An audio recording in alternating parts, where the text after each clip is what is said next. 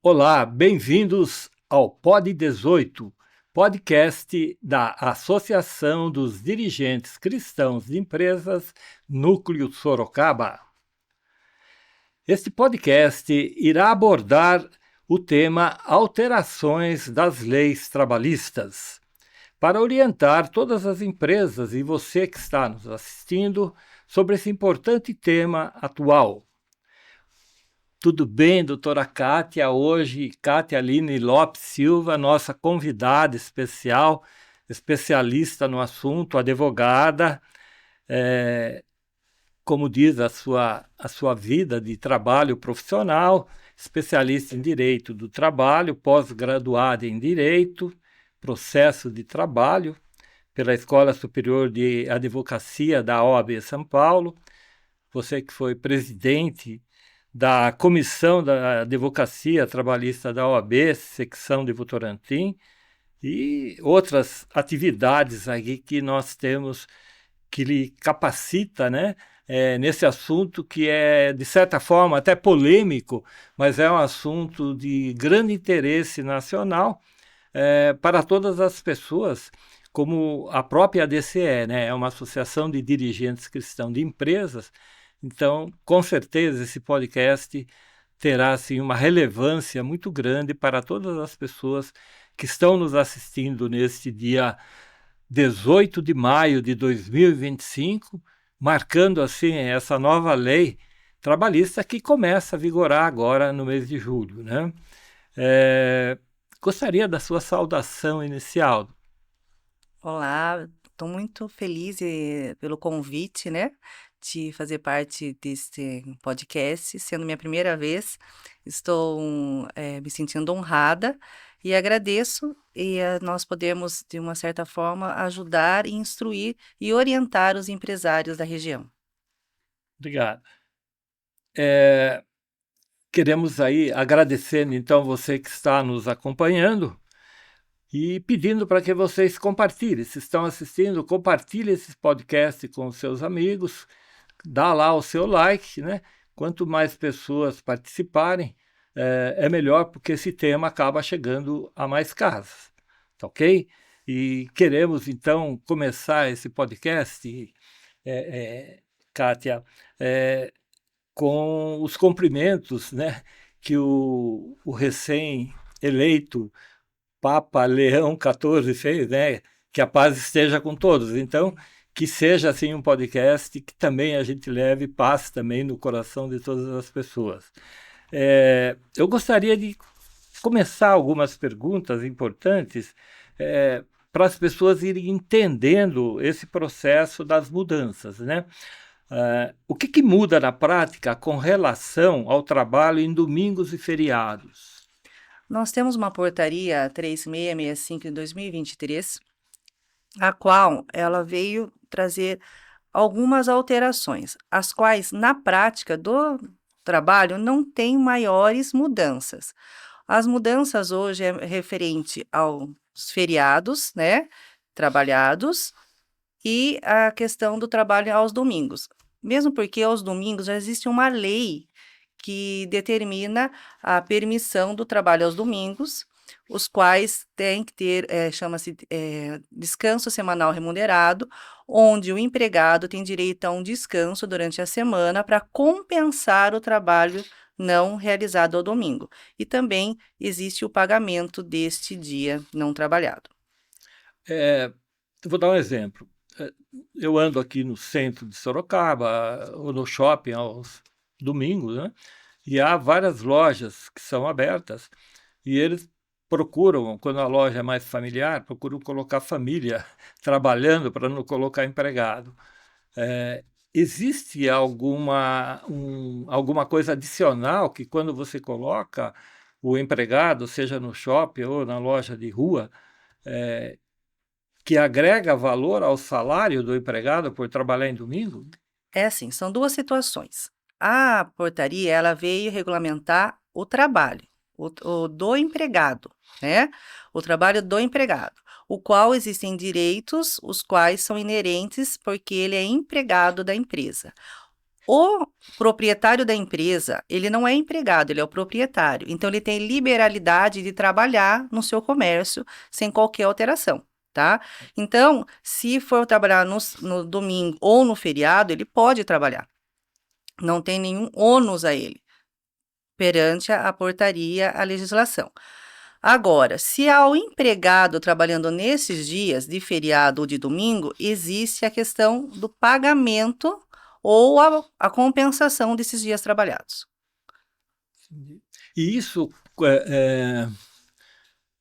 tentando assim entender, quando o sindicato patronal faz o acordo coletivo com o sindicato dos empregados, eles têm que fazer isso num acordo entre os sindicatos para que esse trabalho, domingo, feriado, Natal, essas coisas todas, sejam realmente seguidos? É assim, a lei, ela determina que o comércio pode abrir, alguns comércios, tem um rol de comércios os quais podem abrir em feriados e domingos, e tem um rol que pode, desde que haja uma autorização para que abra em domingos e feriados.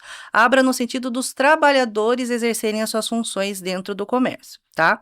Então, como que funciona? É assim, se a sua empresa está no rol onde existe a obrigatoriedade desta autorização perante ao sindicato, você tem que observar e entrar na legalidade de onde determina essa obrigatoriedade. Como é feita essa autorização? Através de acordos coletivos e através da convenção coletiva de trabalho. Como? Através do seu sindicato de representação, dos empresários, dos empregadores, ou a própria empresa pode se dirigir ao sindicato dos empregados, certo? Nisto, senta-se e cria-se esta negociação para que tenha autorização para que essas empresas trabalhem tanto em domingo como em feriados. Mas esse assunto é um assunto interessante e é empolgante até. Como é que uma rede de supermercados, como temos grandes em Sorocaba, para falar que tem centenas de funcionários, como é que ela não vai trabalhar em domingo, né? É complicado, os empregados têm que estar lá, porque o consumidor aproveita o domingo para fazer suas compras no supermercado. Existe alguma coisa específica por segmento de trabalho? Por exemplo, empresas do ramo varejista, né? Ou do ramo do supermercado, ou ramos específicos que tem que abrir. Como é que ela trata isso? Ela vai dar folga para o empregado durante a semana? É assim, não é proibido trabalhar em feriados e domingos, é permitido, tá? Mas por que saía muito no jornal na terça-feira, que segunda não tem edição, que a fiscalização passou e multou? É assim, não é proibido, é permitido, tá, certo? Então, inicialmente existe uma lei a qual permite o trabalho de comércio varejista domingos e feriados, certo? Existia uma escala de trabalho onde era tratado entre empregado e empregador. Ali, ok. Daí, entrou pelo Ministério do Trabalho e Emprego uma portaria a qual tem que solicitar a autorização para esse varejista e esse comércio para que funcione em domingos e feriados, certo? Então, o empresário está acostumado a ter tratativas, negociações com sindicatos. Agora tem mais um ponto qual ele tem que tratar pelo sindicato de acordo com essa portaria. Ali ele vai ter que entrar em contato com o sindicato da categoria dos empregados e fazer essa negociação e essa autorização para o funcionamento de domingos e feriados. O sindicato ele vai tratar o quê? Se o funcionário trabalhou no feriado, ele tem direito a uma compensação semanal, certo? O empregador vai trabalhar a escala desse funcionário, certo? Entre os funcionários. Daí ele vai ter direito a uma compensação. E também um acordo, pode ser que tenha que pagar 100% do valor da hora, ou então 105, ou então 110. O problema é se ele não fizer esse acordo e essa autorização, ele fica ilegal. Certo? Daí pode-se entrar, o empregado pode entrar com uma ação na justiça cobrando essas horas trabalhadas, não compensadas e forma em dobro. Pagamento em dobro. Tá. Bem como a empresa pode sofrer sanções, penalidades pelo Ministério do Trabalho. Por quê? Porque não está cumprindo o que a norma determina, que não tem essa autorização para funcionamento. Além de uma ação cobrando o pagamento em dobro, indenizações também. Né? Agora, esta multa que o Ministério do Trabalho pode aplicar pelo não cumprimento desta obrigatoriedade de autorização perante ao sindicato, pode, na reincidência de uma multa, pode até fechar o empreendimento. Então, hoje, esta formalidade, essa burocratização existe através dessa portaria, onde colocou novamente o sindicato em negociação para quê? Para que eles fiscalizem as garantias do empregado. Se de fato o empregador está dando esse dia compensatório ou não, certo? Então é uma maneira de garantir o direito do trabalhador e colocar o sindicato na negociação e na fiscalização. Certo?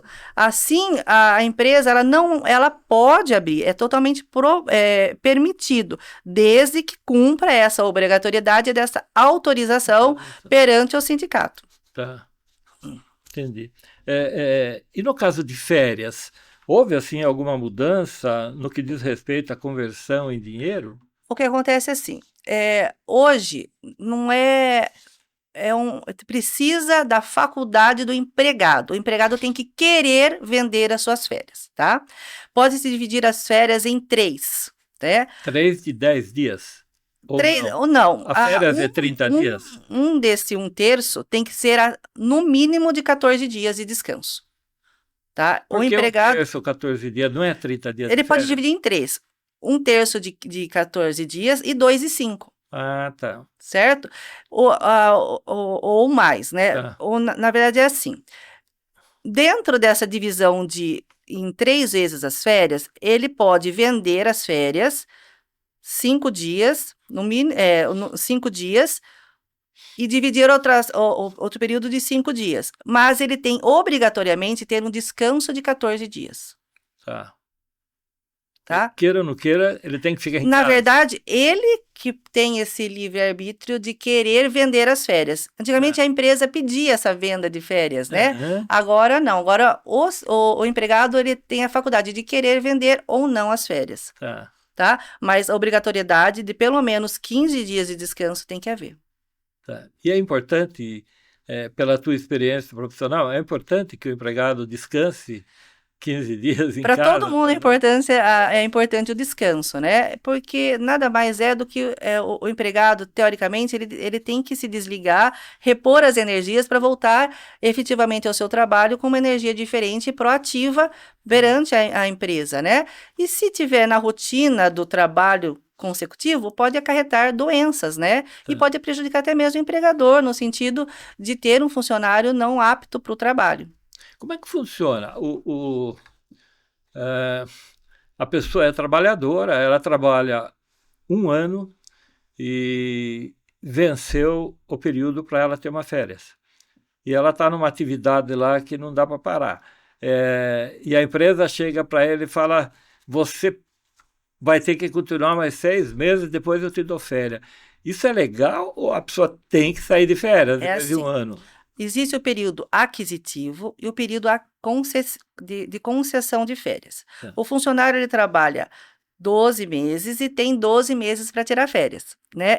Dentro do período ele tem um período de 12 meses.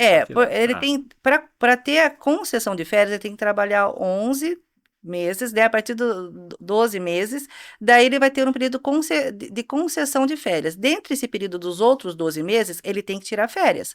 Nos 11 meses, trabalha-se 12, dentro dos 12 meses posteriores, ele tem que tirar férias. Se ele não tirar férias nesse período, ele recebe em dobro as férias. Mas é ele que escolhe o mês? Por exemplo, o filho sai de férias em julho da escola. E ele se programa de fazer uma viagem em julho. Só que a empresa fala em julho, neca. É um acordo entre as partes, né? Mas, Ele pode solicitar, mas o empregado tem direito a escolher?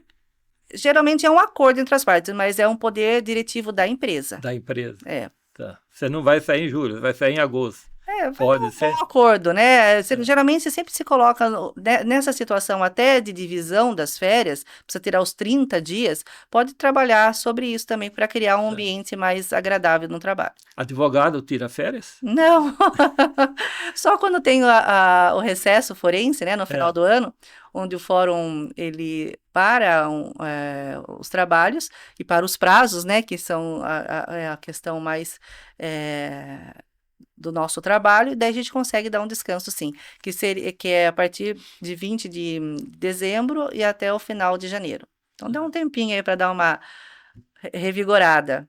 Muito bom. Há uma pergunta assim que é muito... quando a gente conversa, escuta, né? Essas mudanças, elas são mais impactantes para os empregados ou para os empregadores? Para o empregado em si, não muda muita coisa. Por quê? Porque ele vai ter o direito dele resguardado, que é o descanso semanal remunerado, que é a compensação do dia trabalhado, e se não houver esta compensação, ele recebe o valor do trabalho em dobro, né? Se não houver. Da mesma maneira, se a empresa não se adequar a essa portaria, o que acontece? O empregado ele pode entrar na justiça e requerer esse valor em dobro desse período trabalhado não compensado, tá? Para a empresa, o que muda, ela vai ter que trabalhar a logística funcional dela, trabalhar as escalas, uma nova contratação, porque muitas vezes o funcionário não vai trabalhar no período ao qual ela tem que ficar aberta. Então, ela tem hoje, como no direito do trabalho, muito importante no sentido empresarial, o preventivo. Se existe uma norma a qual existe uma alteração e ela está dentro do rol de empresas as quais exige essa obrigatoriedade dessa autorização, ela tem que se adequar. Lembrando que nós temos empresas que são serviços essenciais. Eles não entram nessa obrigatoriedade. Segurança, saúde, transporte, não entram nessa obrigatoriedade. Por quê? Porque são serviços essenciais e têm legislação própria. Tá? De uma maneira mais abrangente, lembrando que é importante que cada empresário, no seu ramo de atividade, se informe perante a portaria para ver se a sua atividade está dentro do rol das empresas as quais precisam dessa autorização, dessa negociação através de acordo e convenção e se adeque a esta formalidade. As que não precisam, não muda nada. Tá? E, de grosso modo, os serviços essenciais não, porque ele tem legislação própria e não são abrangidos por essa portaria. Tá. Por que tem tantos sindicatos para tantas categorias? Não cria uma confusão de... Cada ramo de atividade, cada objeto de uma empresa tem as suas particularidades, né? Então, os empregados se unem, né, através de uma representatividade, que é o sindicato, para arguir direitos os quais te dão garantias para um trabalho benéfico, né? Então, existem vários sindicatos, porque cada um tem de um ramo de atividade. E fica um diálogo mais produtivo, porque quando um empregador senta na mesa, um sindicato dos empresários ou o próprio empregador senta na mesa de um sindicato específico da categoria a qual estão negociando, fica mais claro e consegue entrar num consenso onde vai criar normas que equilibrem o direito do empregado e os direitos e deveres do empregador, de ambos, né? Direitos e deveres do empregado e direitos e deveres do empregador também. Esses conflitos trabalhistas, né, chamando assim, agora calmou, Sorocaba acalmou, mas Sorocaba tinha muito parada de empresa de ônibus que de repente ficavam aí, deixavam os trabalhadores na mão e os motoristas paravam os ônibus, etc e tal. Era conflito trabalhista porque não entrava-se acordo em índice de reajuste, aquelas coisas todas que os motoristas, os cobradores e tal, né? O diálogo e como advogada deve ver muito isso, né? O diálogo entre empregador e sindicato é fundamental para que isso não ocorra com tanta frequência? Sim, com certeza. O diálogo, o consenso, olhar de uma forma em equilíbrio entre as partes, cria-se um bom convívio, uma boa relação. Lembrando que, se o empregador, o sindicato do empregador, não consegue um bom diálogo com o sindicato dos empregados, o que fazer? Procurar o Poder Judiciário. Tá? Então, existem ações coletivas de empresas e de empregados, os quais não conseguem, de uma maneira sozinha, né, entrar num consenso e perante algo não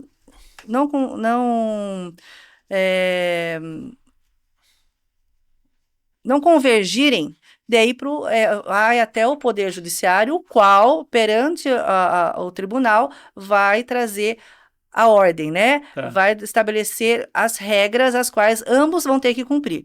Talvez não seja o que um queira ou o que o outro queira, mas por isso que o Poder Judiciário vem para dirimir conflitos, agir de forma a criar uma paz entre as partes. E há risco assim, de penalidade para empresas, né? Que não se adequarem a essas novas regras? Sim. As empresas que não se adequarem a essas regras, como eu havia dito, existe a multa administrativa, né? Que o Ministério do Trabalho vai imputar.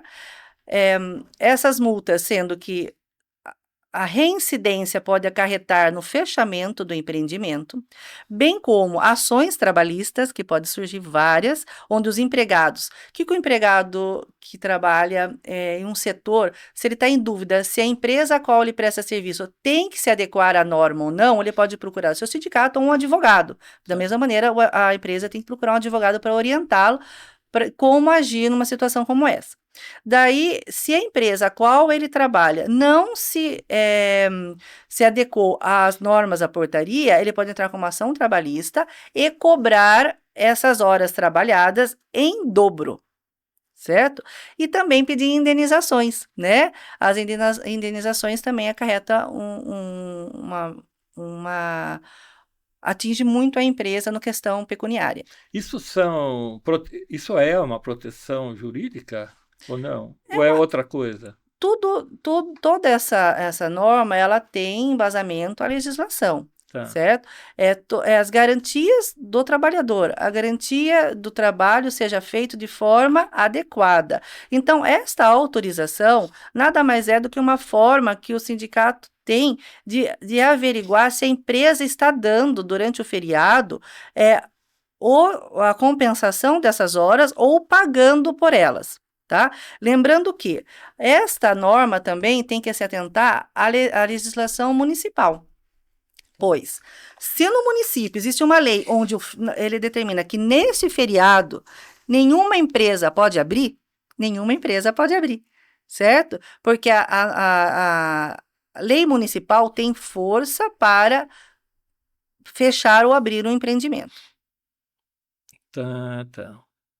Interessante esse tipo de colocação. Como que funciona também essa parte de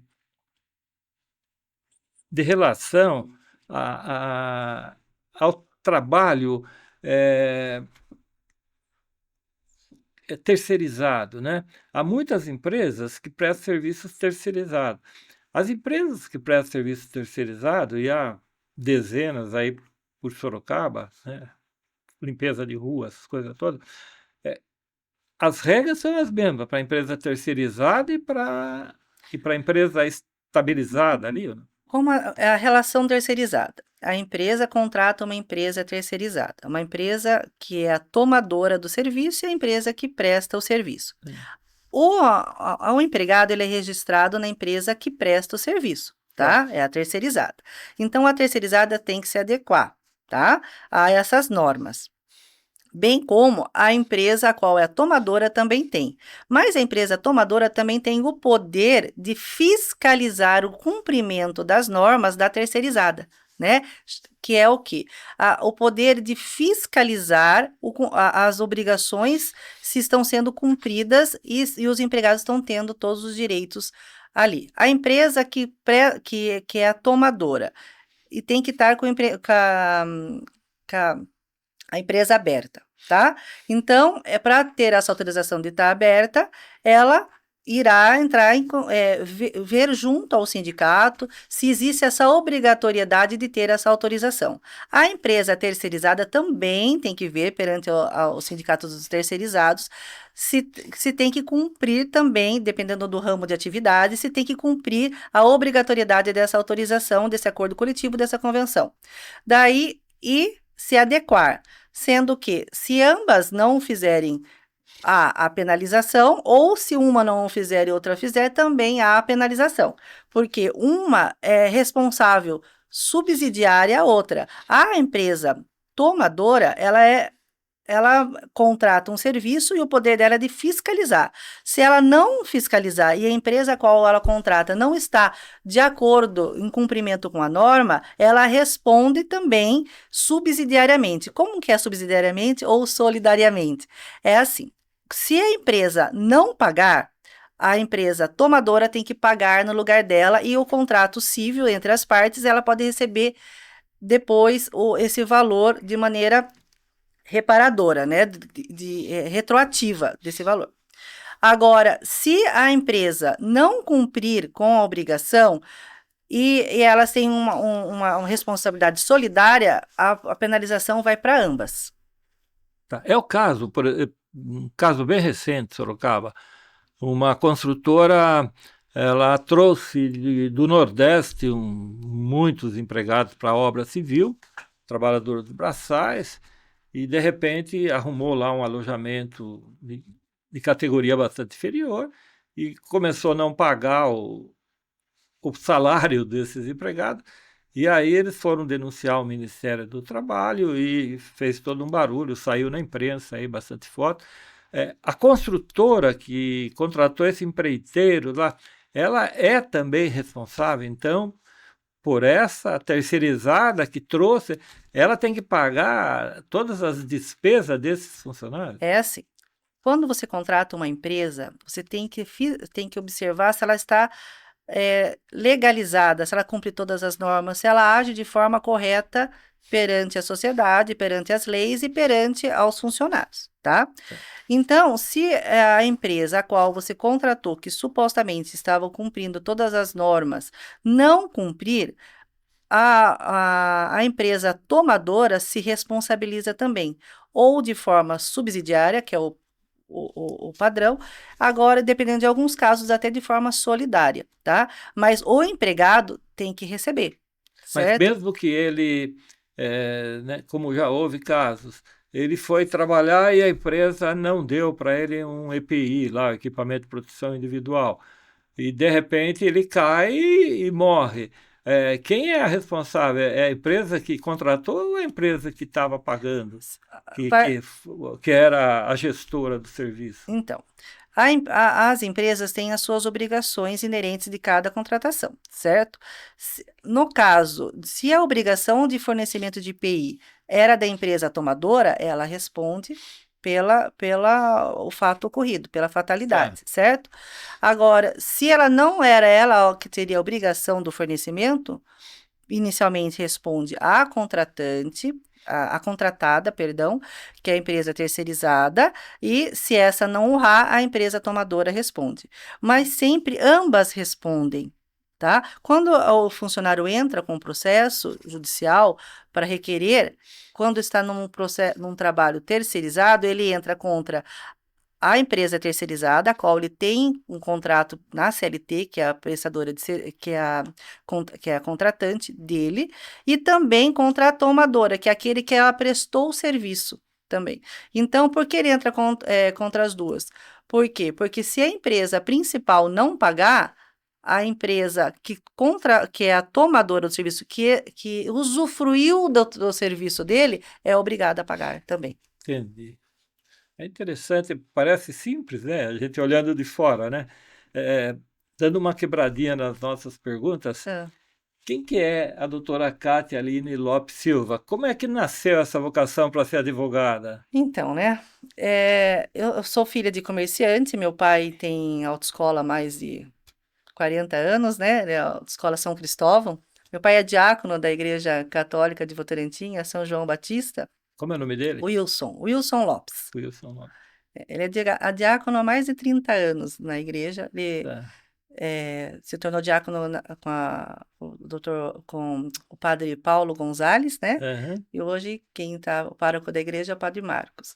E, e sempre fui do comércio, autoescola, depois fui fazer direito, né?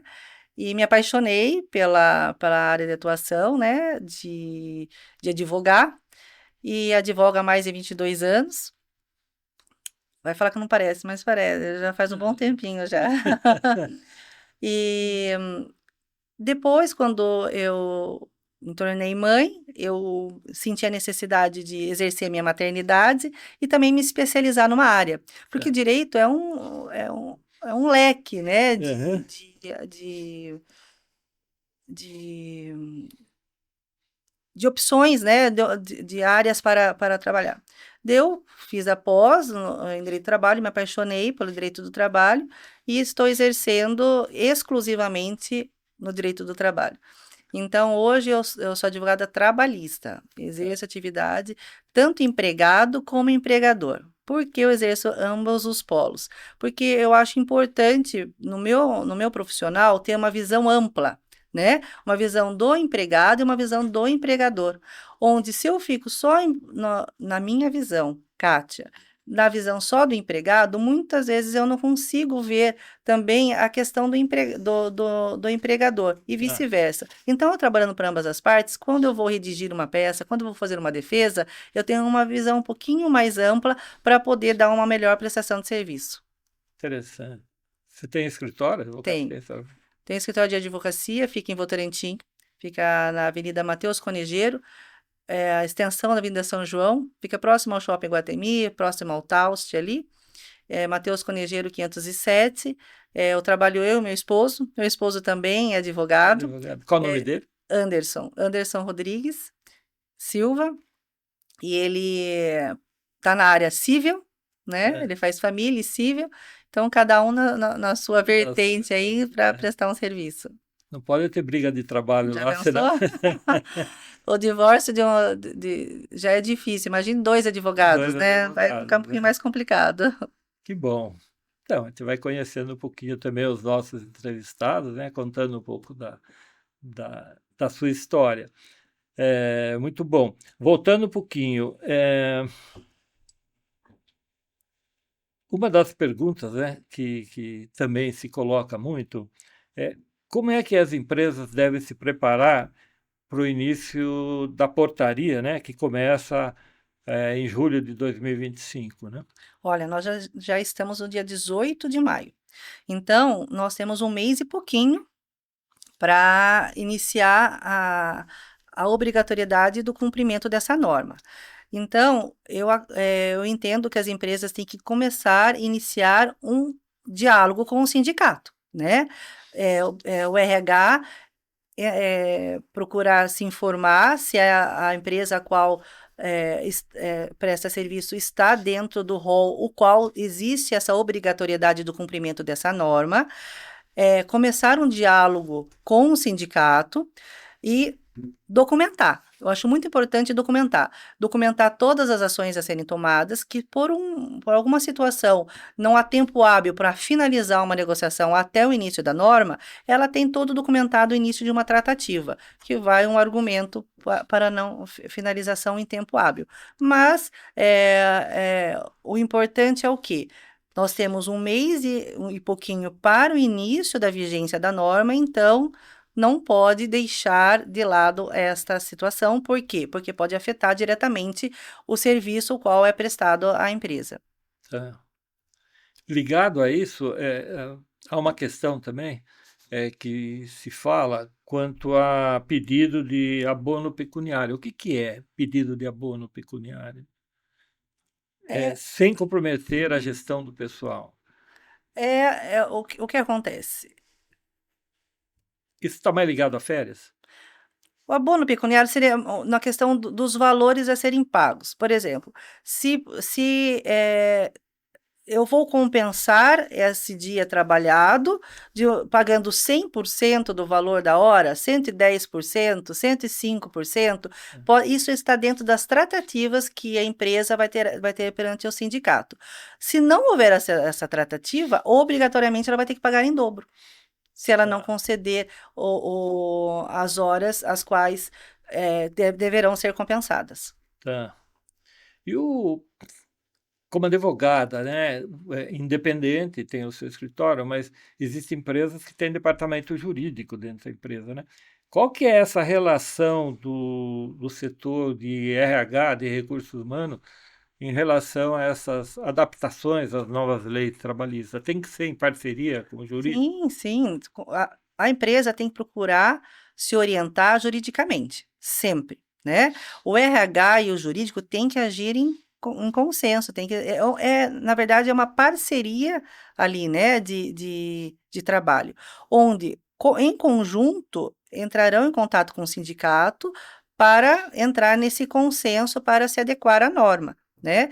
Então, ou se tem o seu jurídico, procure o seu jurídico. Se procura um advogado de sua confiança para se orientar, ou até mesmo o sindicato dessa categoria, né? Mas tem que se informar para quê? Para fazer um acordo bem feito. Não adianta fazer um acordo qual não tenha vigência, não tenha eficácia. Então, tem que ser um acordo qual tem eficácia, uma convenção coletiva a qual consiga ser aplicada de uma forma correta.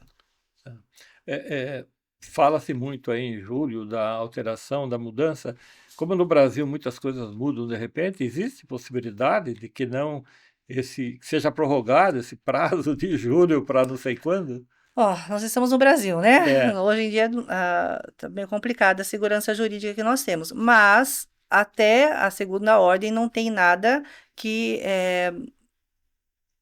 não ouvi nada, não tenho nenhum conhecimento que haja prorrogação do cumprimento dessa norma, tá? Pode haver? Pode. O futuro a Deus pertence, né? E às autoridades. Mas eu acho importante, pelo fato de já estarmos próximo à vigência da norma, que as empresas vão atrás, que as empresas se orientem, que as empresas leiam a norma, vejam se o objeto de trabalho delas estão dentro dessa obrigatoriedade e já se resguardem. Porque as ações preventivas, elas fazem com que diminua muito o risco de uma penalização que a empresa não está. Um passivo trabalhista não é legal, né? Para nenhuma empresa. tá. Só para me entender, qual é o papel da OAB nessa história toda? Você consta no teu currículo, há um trabalho na Comissão de Advocacia Trabalhista Individual e Coletiva da OAB, né? Na subscrição lá de Votorantim. Uma gestão que está indo agora até 2027. Aonde entra a Ordem dos Advogados do Brasil em termos de apoio? Por exemplo, uma empresa, ela quer consultar a OAB. Existe isso? Sim. A, a Ordem dos Advogados do Brasil, ela tem a função sempre de trabalhar em conjunto com a sociedade, né? Os advogados, eles prezam para que as leis e normas sejam cumpridas de forma benéfica para todos, para criar um equilíbrio e uma paz social, né? E o advogado é instrumento para isso. Então, nós estamos aqui sempre para orientar. A Comissão de Direito do Trabalho, a qual eu presido, que hoje é individual e coletiva, ela sim, nós estamos tendo várias palestras, informações, mesas de debate sobre o assunto e também estamos à disposição para dirimir qualquer dúvida que o empresário tenha. Tá? É só entrar em contato com a OAB, pedir uma solicitação de informação, de orientação, nós estamos totalmente à disposição. E a OAB tem, para alguns casos, advogados disponíveis que possam orientar tanto o empresário quanto o empregado, ou existe uma limitação financeira de quem procura? A pessoa é um microempresário, ele é pequeno empresário, ele abriu agora a sua pequena empresa, né? vende lá o pastel lá no carrinho dele, e ele não tem condições de procurar um escritório de advocacia para resolver alguma questão trabalhista nesse aspecto que nós estamos conversando.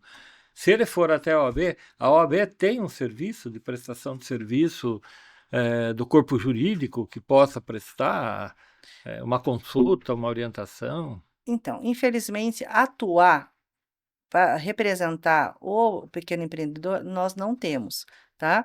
Existe uma parceria, né, um convênio entre a OAB e a assistência judiciária, né, os procuradores, pela ausência da quantidade que permita, né, o cumprimento só para os procuradores. Então, a OAB, ela tem advogados para determinadas áreas, mas direito do Tá. trabalho não. Assim, o que nós podemos ajudar é orientar, mas representá-lo não. Não, tá. Mas eu acredito, tem que desmistificar que advogado é caro. Não é, advogado não é caro, né? Advogado é barato pelo prejuízo que pode acarretar para a empresa o não cumprimento da norma, né? Uma orientação, procure um advogado de sua confiança. Eu tenho certeza que uma boa conversa, ele vai te orientar a um valor acessível, nada exorbitante. E a partir do momento que você empreende, você sabe que tem o custo e o ônus dessa atividade.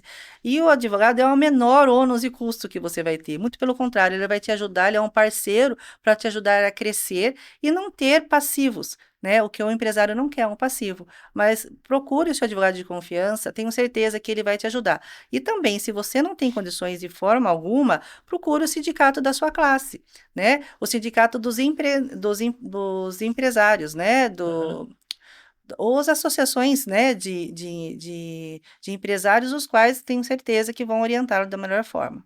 Legal. Pois é, nosso papo, nossa conversa foi tão boa, Kátia, que passou uma hora. Tá vendo? Passou uma hora e foi tranquilo, né? Nós estamos chegando aí ao final do nosso podcast, do nosso tempo. Gostaria de que você deixasse uma mensagem final, né?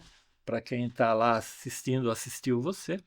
Deixasse uma mensagem de força, de esperança aí para que continue. Inicialmente, eu quero agradecer a oportunidade, me coloco à inteira disposição. Tenho certeza que os empreendedores, eles querem se resguardar, eles querem cumprir as normas, eles querem trabalhar, porque nós somos a força, a máquina que constrói o país, né? Todos trabalhando como empresário ou como empregados, a gente está aí para procurar um benefício para o país, né? Uma produtividade e buscar o seu sustento. Não é de uma forma assustadora essa nova norma, é só uma burocracia que teremos, onde hoje o empresário ele tem um diálogo é importante ter um diálogo junto ao sindicato para se resguardar de qualquer punição futura. Estar preventivo é muito importante no exercício da sua atividade. Obrigado. Chegamos ao final de mais um podcast e queremos agradecer a participação da nossa convidada, a doutora Kátia, com suas orientações relevantes das alterações das leis trabalhistas. Obrigado, doutora Kátia. Agradecemos também a equipe da Estúdio Cop, na pessoa do Renato, do Cauã, a participação no estúdio aqui da Ana Carolina, vice-presidente da DCE, do Paulo Torres, o nosso diretor da DCE, que está sempre prestigiando nossos eventos. E obrigado a vocês que acompanham o Pod 18 da DCE. Compartilhe aí o canal ADCE Sorocaba nas suas redes sociais, curtam aí o Pod 18.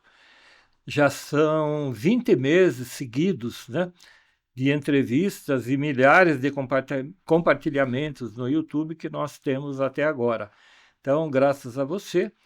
E não se esqueça, conheça a DCE, torne-se associado da DCE, venha fazer parte da DCE.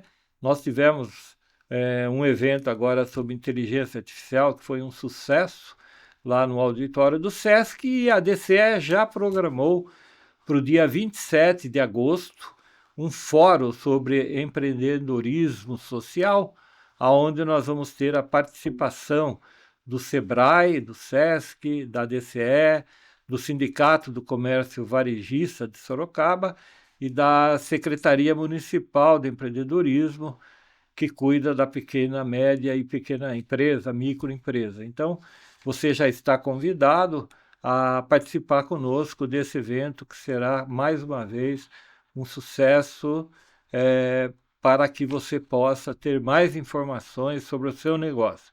Tá bom? Então, até o próximo podcast. Obrigado e tchau.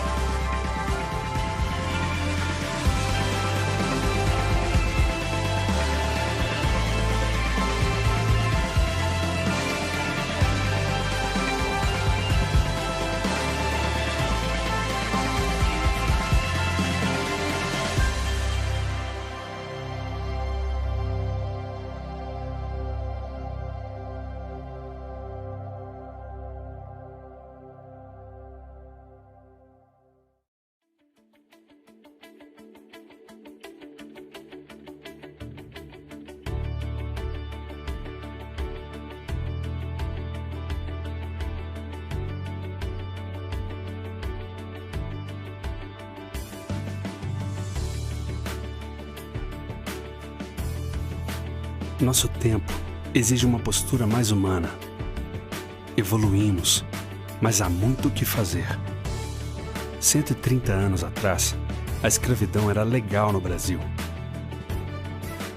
85 anos atrás, mulheres não votavam no Brasil. 50 anos atrás, não existia consciência ambiental. 15 anos atrás, o mundo não estava em rede. Smartphone, Google, Facebook, Twitter e Instagram não existiam.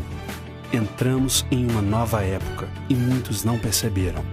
Muitos líderes ainda estão com o foco errado. Muitas empresas e o modo de fazer negócios estão ultrapassados. Empresa não é um jogo. Empresa não é máquina. Empresa não é só número. Empresa não é guerra. Empresa tem a ver com pessoas. Empresa tem que servir ao ser humano. Vamos juntos fazer o que é certo e construir empresas melhores para um mundo melhor. Isso inclui você, seus filhos e netos. Você pode contribuir, empresário, empreendedor e dirigente. Siga o exemplo dos que lutam por uma sociedade mais igualitária. Em 1891, a sociedade vivia a Revolução Industrial e experimentava a incerteza entre o capitalismo, que privilegiava a liberdade, mas começava a mostrar desigualdades, e o socialismo, que buscava a igualdade, mas usurpava a liberdade. Nesse contexto, empresários católicos começam a debater mudanças necessárias, respondendo à encíclica Rerum Novarum, do Papa Leão XIII. Em 1931, na Bélgica, é fundada a UNIAPAC, União Internacional das Associações de Dirigentes Cristãos de Empresa. A UNIAPAC foi a primeira entidade no mundo a debater e a promover a responsabilidade social no mundo dos negócios. Hoje, está presente em mais de 35 países no mundo. São mais de 20 mil líderes empresariais extremamente ativos em diversos setores da economia. Em 1961, chega ao Brasil pelas mãos de empresários paulistas como a DCE, Associação de Dirigentes Cristãos de Empresa, Rapidamente se espalha por vários estados e hoje reúne mais de 3.000 associados no Brasil. O objetivo da ADCE é formar líderes comprometidos com o ensinamento social cristão, para que suas decisões sejam baseadas nos valores humanos, essenciais para a geração de riqueza econômica e social e para a sustentabilidade dos negócios. A ADCE realiza atividades por todo o país, congresso, fóruns de debates, palestras, cursos, encontros de reflexão e mantém parceria com diversas entidades, também comprometidas com a transformação da sociedade. Seu grande programa atualmente é o Empresa com Valores, criado em parceria com a CNBB para ajudar os líderes empresariais a conduzir seus negócios com atitudes plenamente humanas. O Empresa com Valores vai chegar a todas as cidades do Brasil, comprovando ser possível manter empresas éticas, competitivas, lucrativas e socialmente responsáveis. Dar certo, fazendo a coisa certa do jeito certo, só é possível com valores bem definidos, conhecidos e praticados. A ADCE convida você a conhecer mais sobre a associação e o programa Empresas com Valores. Participe! Mudar é possível. Vale a pena, pois o que está em jogo é a dignidade e a felicidade do ser humano. A mudança que precisamos no mundo começa por você. Comece por onde seja possível, na família, na comunidade, no mundo do trabalho e nos negócios. Empreendedores e líderes empresariais conscientes e firmes em seus valores. Empresas éticas e lucrativas. Sim, é possível fazer o certo e dar certo. A ADCE.